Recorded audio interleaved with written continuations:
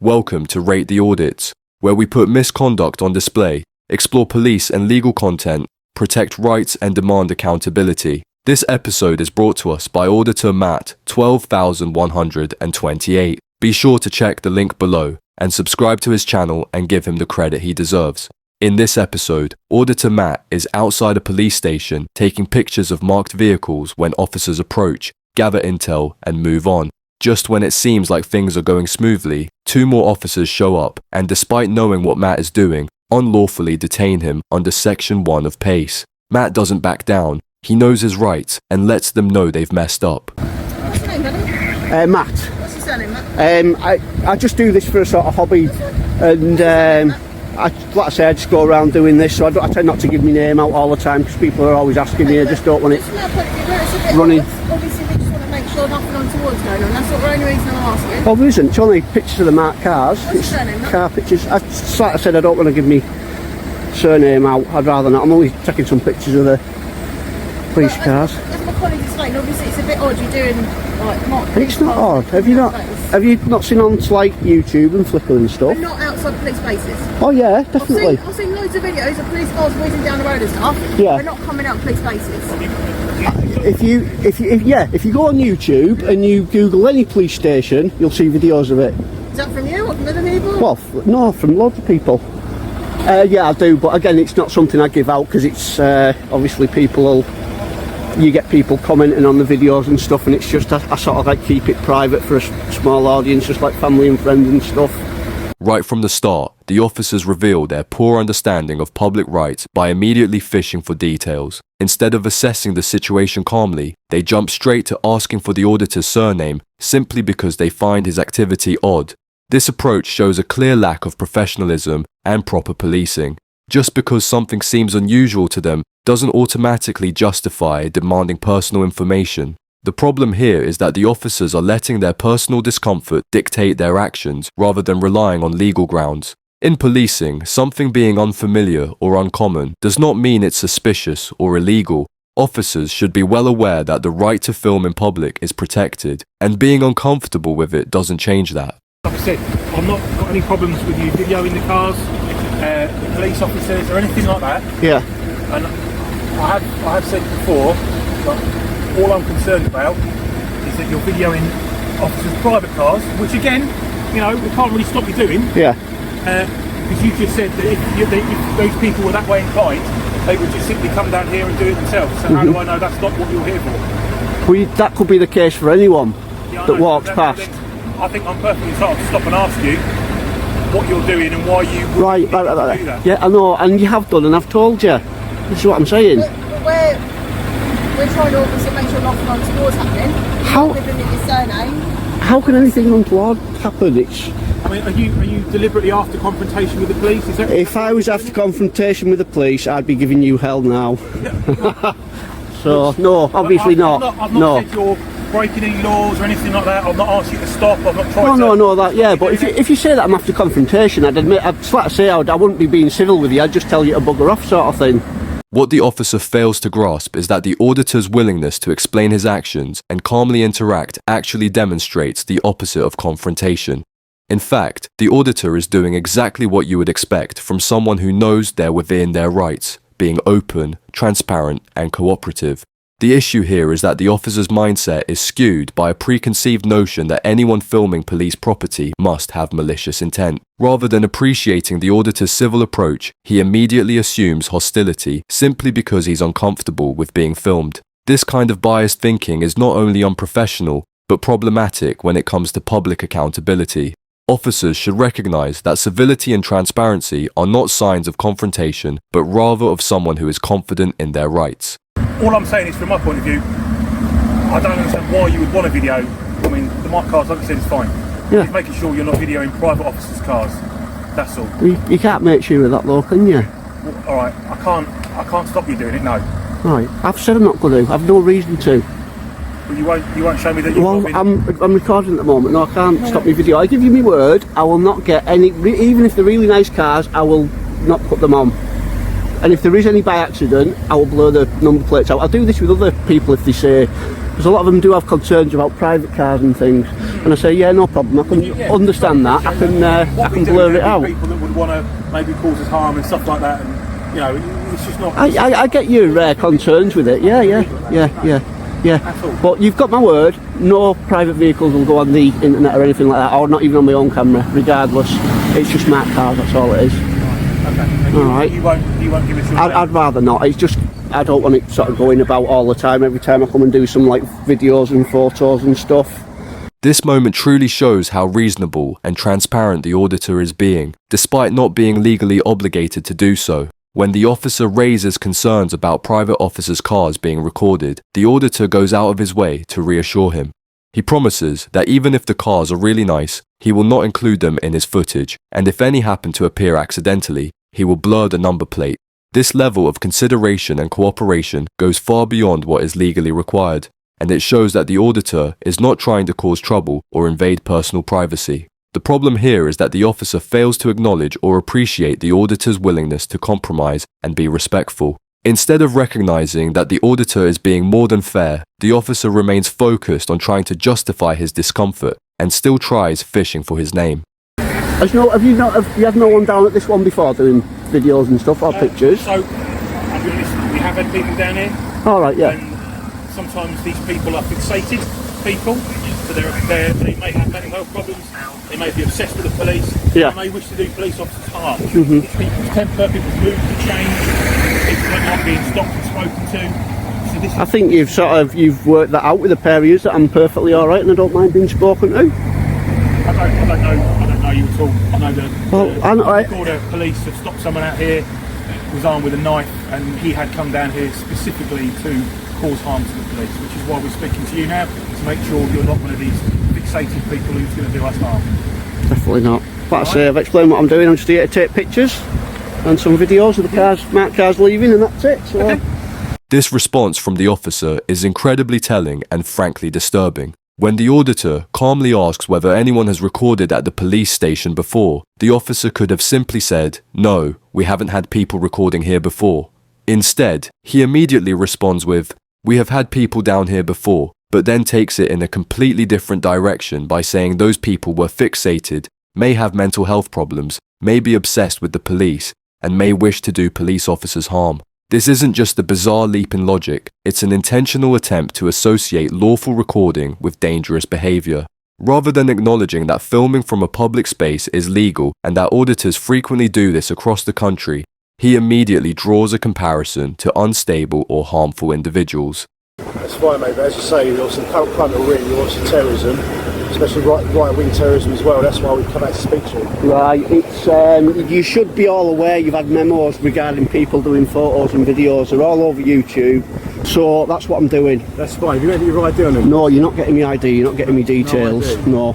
And even if I did, you wouldn't be getting why it. is that, though? Because you're not entitled to it. We'll just do this a bit more. Was I alright with you about it, you two? I was perfectly fine, wasn't I? You were perfectly fine. Explained everything, yeah. I even helped the chap who got stuck in there.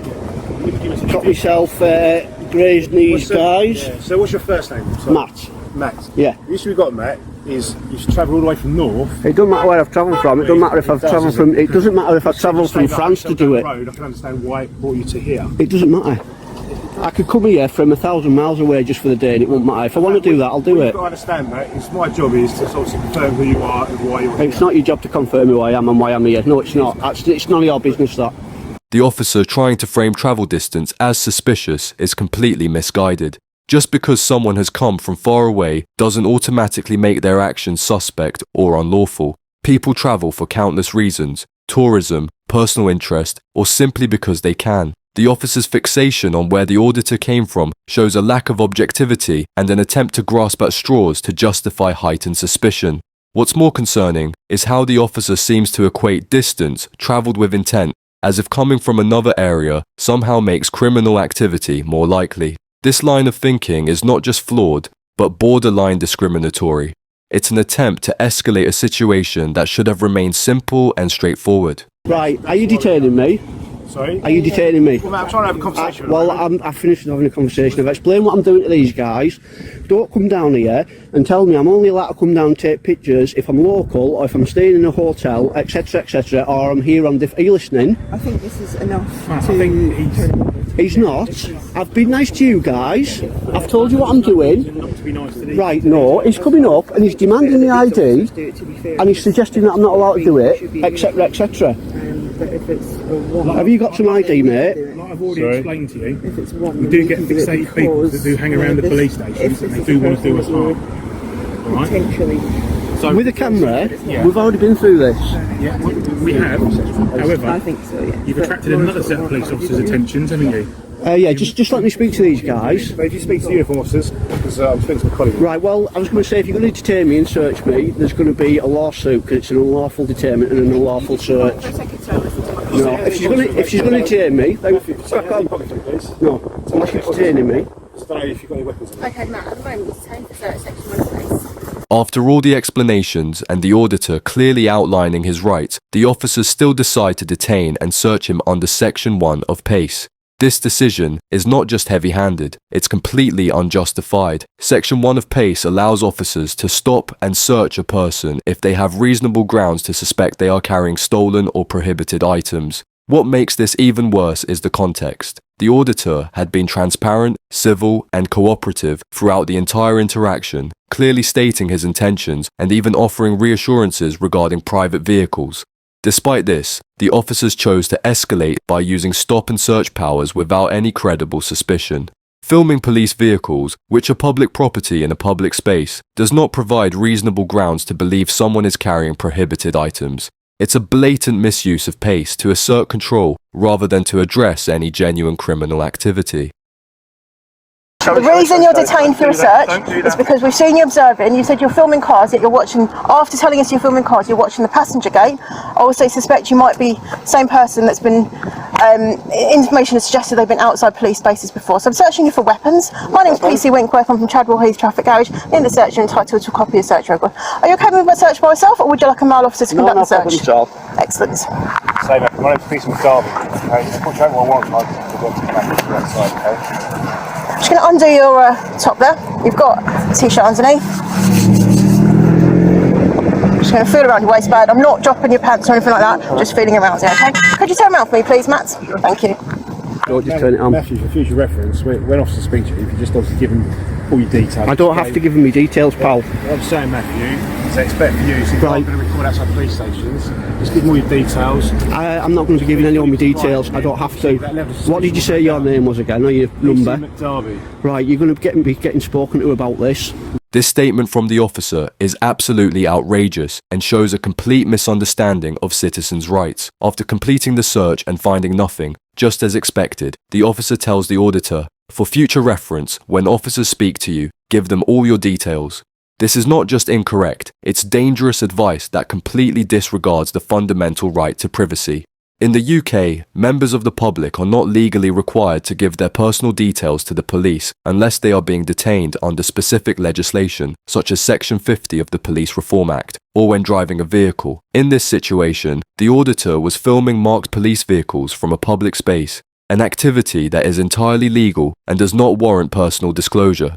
The fact that the officers found nothing during the search only proves that their initial grounds were baseless. That was an unlawful search. It was. You will get retrained on this. You'll get told, you'll get brought up to date on the procedure for this. I think you need to update yourself. I don't need to, you'll be getting updated. What was your number again? 254-730 even. Right, and you'll be getting retrained. And you'll be getting spoken to. No, this is serious. It is very serious. Right. As my colleagues explained, in the current climate, we can't be... The current climate, you need to stop using the current climate. You're going to get that took off you like you are going to get that took off you like you did with the previous terrorism act. Matthew, you work. It's none of your business. Listen, You're asking us questions. I'm allowed to. Able to ask, and I'm able to ask you questions. right, and I'm declining. You're being difficult. No, I'm being difficult since you searched me, unlawfully searched me. No, I wasn't. I've got it on video, love. It'll be going on YouTube and people will see how nice I was to them. And then they will see what tyrants you are. You could have easily explained. I'm not obliged to. I did. Did I explain why I was here? Bearing in mind it's on camera. I've said yes, yes, You did? Yes, I did. So there you go. I spoke on this camera and I told you that I told these guys what I was doing. So don't say that I didn't tell you. But then you could have offered them that information, that evidence. I'm not to show them obliged that. to. No, I know you're not, but to be less difficult. No, you don't just search someone just because your butt hurt. It's simple as that, and that's all it comes down to. Your butt hurt.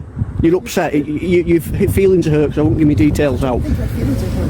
These two will be getting retrained and you'll be getting spoken to. Thank you, I look forward to it. Right, would you like to say anything to the viewers watching about your unlawful search? Section 1 of PACE you searched me on. Yeah? If I suggest if you just move on. No, I will stay here all day if I want to, pal, and you won't do a thing about it. Alright? Okay. Right, take it, Matthew. Off you go. Try to get one over, Matthew. I won't. Say hello to say hello to your family and friends on YouTube, pal. The tyrant. You're alright, I'm not no issues with you. I was alright with you, but he's a prat. Right. One of the biggest mistakes throughout this episode was how the officers jumped straight to demanding personal details without any real grounds. Instead of having a calm conversation, they instantly saw the camera as suspicious, despite the auditor being clear about what he was doing. It's a classic example of officers fishing for information just because they didn't like being recorded. Another ridiculous moment was when one of the officers questioned why the auditor had travelled from another area, implying that distance somehow made it suspicious. It's just a weak excuse to make his presence seem more problematic than it was. And let's not forget the officer who tried to link the act of filming to mental health issues or potential danger. Instead of recognising that filming marked vehicles is completely legal, he tried to paint it as something sinister, just to make the auditor look bad. The most shocking moment came after the search when an officer actually said, "For future reference, when officers speak to you, give them all your details."